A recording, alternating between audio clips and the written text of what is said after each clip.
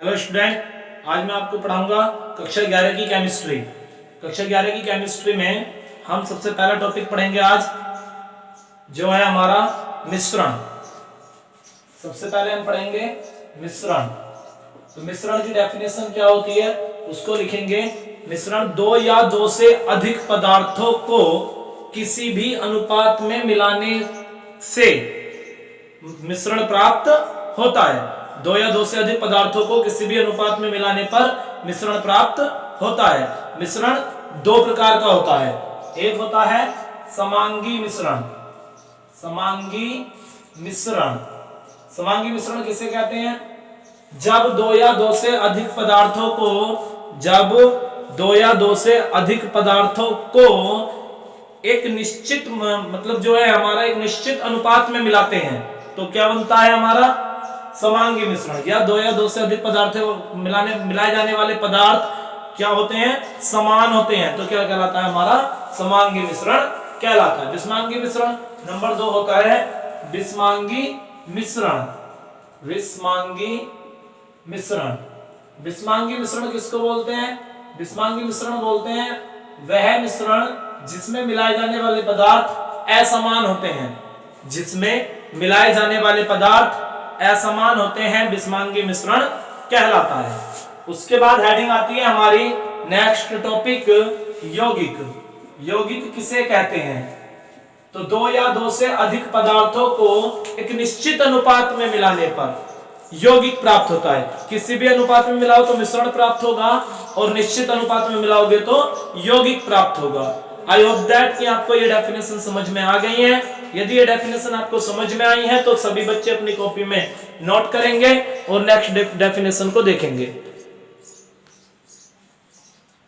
Next definition है हमारी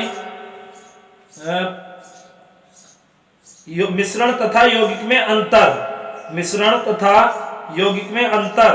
तो सबसे पहला होगा कि मिश्रण में दो या दो से अधिक शुद्ध द्रव्यों को किसी भी अनुपात में मिलाया जाता है। मिश्रण में दो या दो से अधिक द्रव्यों को किसी भी अनुपात में मिलाया जाता है, जबकि यौगिक में दो या दो से अधिक द्रव्यों को एक निश्चित अनुपात में मिलाया जाता है। एक निश्चित अनुपात में मिलाया जाता है। जो हमारा मिश्रण होता है उसमें द्रव्यों को किसी भी अनुपात में मिलाया जाता है और जो हमारा यौगिक होता है उसमें मिश्रण को द्रव्यों को किसी भी अनुपात में मिलाया जाता है।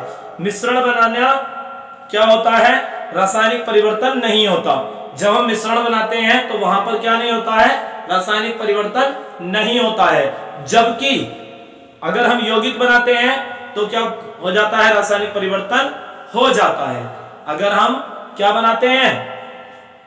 मिश्रण बनाते हैं तो रासायनिक परिवर्तन नहीं होता है और हम यौगिक बनाते हैं तो रासायनिक परिवर्तन होता है। मिश्रण जो है वो हमारे विषमांगी हो सकते हैं। मिश्रण विषमांगी हो सकते हैं लेकिन कभी भी यौगिक विषमांगी नहीं हो सकते हैं। मिश्रण विषमांगी हो सकते हैं लेकिन यौगिक कभी भी विषमांगी नहीं हो सकते। ये पॉइंट हमारे लिखते रहें, सभी बच्चे अपने कॉपी में नोट डाउन करते रहें। उसके आगे नेक्स्ट पॉइंट हम बना सकते हैं इसमें कि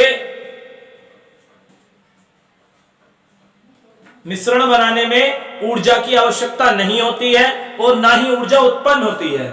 मिश्रण बनाने में ऊर्जा की आवश्यकता नहीं होती है और न ही ऊर्जा उत्पन्न होती है, जबकि यौगिक बनाने में ऊर्जा की आवश्यकता होती है। आई होप दैट कि आपको ये दोनों डेफिनेशंस आपको समझ में आ गई हैं। यदि समझ में आई है तो सभी बच्चे अपनी फेयर कॉपी को नोट डाउन करना प्रारंभ कर देंगे। इससे पहले मैं आपको कुछ पढ़ा चुका हूं, उसको भी अपना नोट डाउन करेंगे और इसके आगे इसी प्रकार अपनी स्टडी को कंटिन्यू बनाते रहेंगे। आपकी फिजिक्स और केमिस्ट्री क्लासेस चल रही हैं। सभी बच्चे अपनी प्रिपरेशन में लग जाएं। जितने भी बच्चे हैं सभी अपनी स्टडी को करते रहें, जिससे कि आप आने वाले साल में अपना भविष्य को उज्जवल कर सकें।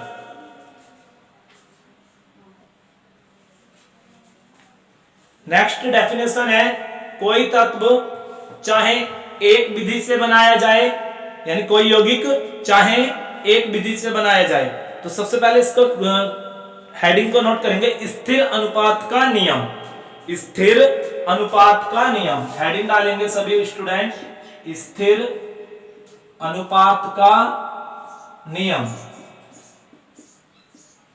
तो डेफिनेशन होगी, कोई यौगिक चाहे एक विधि से बनाया जाए या अनेक विधियों से बनाया जाए, चाहे कोई यौगिक एक विधि से बनाया जाए या अनेक विधियों से बनाया जाए, उसमें उपस्थित तत्वों का अनुपात समान होता है, इसे ही स्थिर अनुपात का नियम कहते हैं। जैसे H2O, चाहे वो वर्षा का जल हो, चाहे वो हमारे जो नॉर्मल जल होता है वो जल हो, सबका दोनों का सूत्र क्या होता है? H2O, यानी अनुपात कितना होता है हाइड्रोजन और ऑक्सीजन का? 2:1। चाहे वो वर्षा का हो यानी जल का ऐसा भी हमें प्राप्त हो रहा हो, अनुपात हमेशा 2:1 का ही रहेगा। यानी कि कोई यौगिक चाहे एक विधि से बनाया जाए या अनेक विधियों से बनाया जाए, उसमें उपस्थित तत्वों का अनुपात हमेशा समान रहता है। इसी को ही हम क्या कहते हैं? स्थिर अनुपात का नियम कहते हैं।